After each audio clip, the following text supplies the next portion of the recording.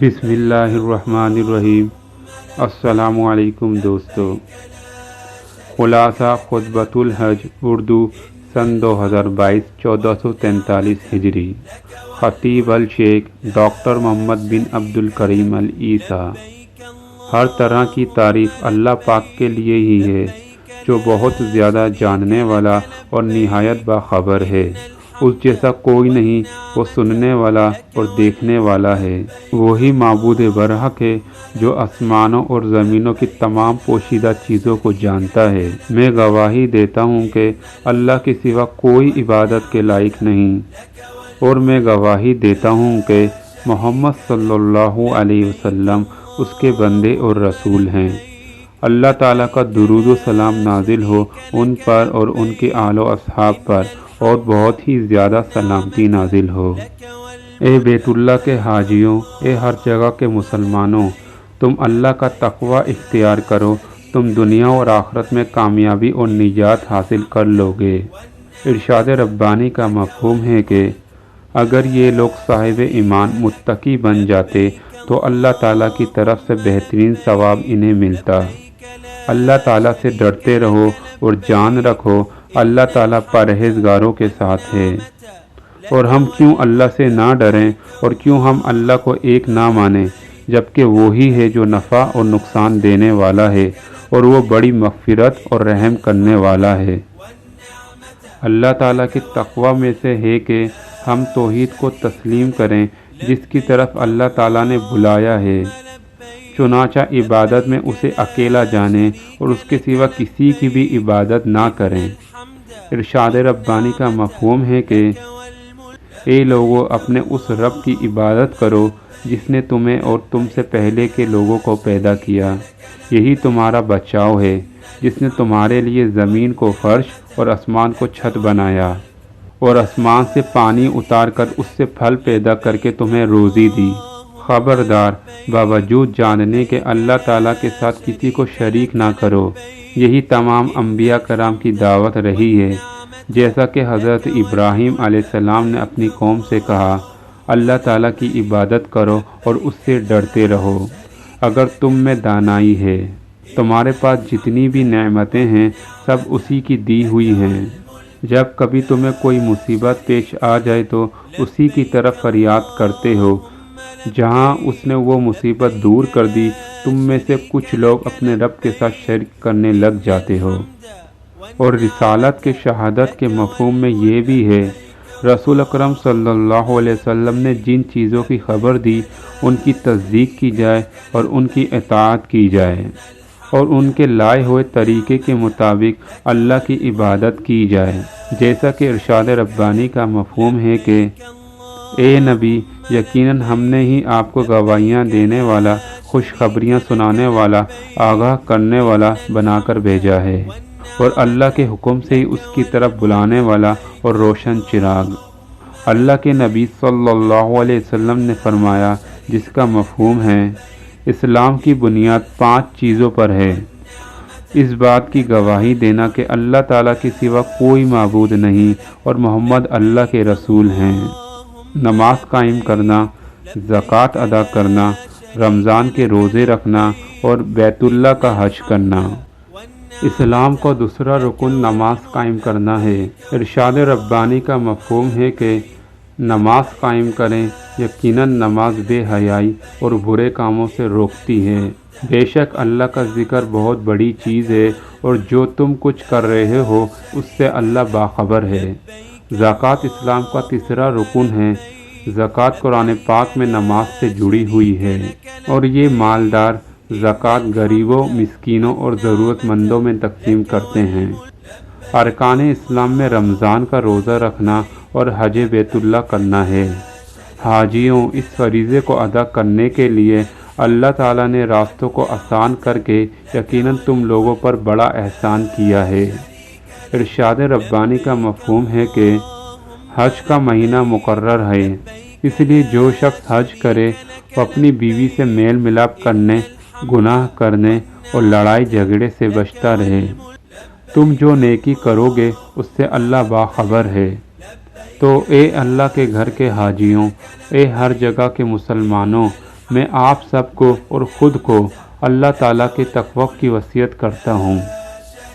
اسی طرح میں آپ سب کو اور اپنے آپ کو نیکیوں کی جلدی کرنے کی وصیت کرتا ہوں، اور آپ صلی اللہ علیہ وسلم کے فرمان کا مفہوم ہے کہ یقیناً قیامت کے دن میرے نزدیک تم سب میں سب سے محبوب اور میرا قریبی ہم نشین وہ ہے جو تم میں اخلاق کے اعتبار سے سب سے بہتر ہو۔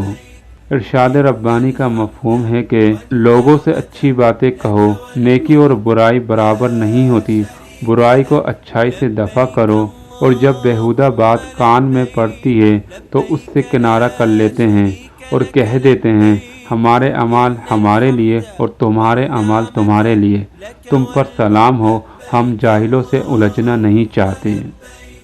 بیت اللہ کے حاجیوں، اے مسلمانوں، اسلام کے اقدار میں سے ہے کہ ان تمام چیزوں سے دوری اختیار کی جائے جن سے باہمی نفرت، باہمی بغض اور باہمی تفریق پیدا ہوتی ہو۔ یہ اقدار اللہ کی رسی کو مضبوط تھامنے کے لیے ہیں، جیسا کہ ارشاد ربانی کا مفہوم ہے، اللہ کی رسی کو مضبوطی سے تھام لو اور فرقے میں نہ پڑو۔ اتحاد، اخوت اور تعاون امت کے ڈھانچے کو مضبوط کرنے کے لیے ہی ہیں۔ نبی کریم صلی اللہ علیہ وسلم کے فرمان کا مفہوم ہے، لوگوں میں سب سے بہتر وہ ہے جو ان میں لوگوں کے لیے سب سے زیادہ نفع بخش ہے۔ اسلامی شریعت اپنی انسانیت کی وجہ سے بلند ہوئی، جس کے معیاروں میں دوہرا پن نہیں اور جس کے اصولوں میں کوئی تبدیلی نہیں ہے۔ اسلام نے سب کے لیے خیر کو پسند کیا اور انسانوں کے دلوں کو جوڑا۔ اسی اقدار کی وجہ سے اسلام کا نور پھیلا اور دنیا کے کونے کونے تک پہنچا۔ بیت اللہ کے حاجیوں، تمہارے وقوف کی جگہ دعا کی قبولیت کی جگہوں میں سے ہے۔ نبی کریم محمد صلی اللہ علیہ وسلم عرفہ میں خطبہ حج دینے کے بعد ظہر اور عصر کی نماز 2 رکعت، 1 اذان اور 2 اقامت پڑھ کر اللہ تعالیٰ سے دعا کرتے رہے اور اللہ تعالیٰ کا ذکر کرتے رہے۔ آپ صلی اللہ علیہ وسلم نے اس جگہ پر غروب آفتاب تک وقوف کیا، پھر اطمینان اور سکون کے ساتھ مزدلفہ کے لیے روانہ ہو گئے۔ آپ صلی اللہ علیہ وسلم نے مزدلفہ میں مغرب کی 3 رکعت اور عشاء کی 2 رکعت نماز ادا کی اور وہیں رات گزاری، اور وہیں فجر کی نماز ادا کی اور فجر کے بعد ذکر کرتے رہے یہاں تک کہ خوب اجالا ہو گیا۔ پھر مینا گئے اور 7 کنکریوں سے جمرۂ عقبہ کی رمی کی، پھر ہدی کی قربانی کی اور حلق کیا، اور پھر آپ صلی اللہ علیہ وسلم مکہ گئے، طواف کیا، اور اس کے بعد مینا لوٹے اور ایام تشریق کی راتیں مینا میں گزاریں۔